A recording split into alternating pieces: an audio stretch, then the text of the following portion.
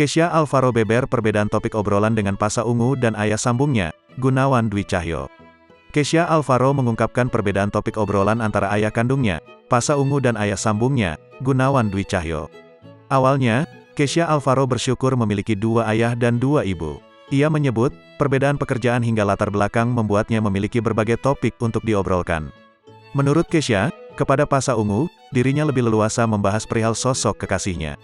Kalau sama ayah ngomongin lawan jenis, ngomongin dunia entertain, dunia musik gimana segala macem, ucap Kesha, dikutip Tribun News dari YouTube Trans TV Official. Lain halnya dengan Pasha, kepada Gunawan Dwi Cahyo yang biasa ia panggil Papa, Kesha membahas perihal agama. Kalau sama Papa Gunawan, biasanya kita bahas agama, tambah Kesha. Sementara pada ibu kandungnya, Kesha juga kerap mencurahkan perasaannya soal lawan jenis. Sama bunda juga curhat lawan jenis, tukasnya. Menurut Kesha, ibu sambungnya, Adelia Wilhelmina bisa diajak membahas segala aspek. Kalau Mami lebih santai, lebih fun, apa aja bisa diomongin sama Mami Adele, lanjut remaja dengan enak orang adik ini.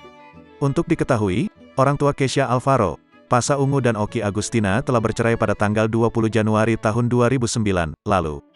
Dari pernikahannya, Pasha dan Okky memiliki 3 anak, Kesha Alvaro, Sakina Azalea dan Nasya Anaya. Kini baik Pasha Ungu maupun Okky Agustina sudah menikah kembali dan hidup dengan pasangan masing-masing.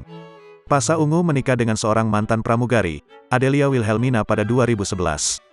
Dari pernikahan Pasha dan Adelia, mereka dikaruniai 4 orang anak.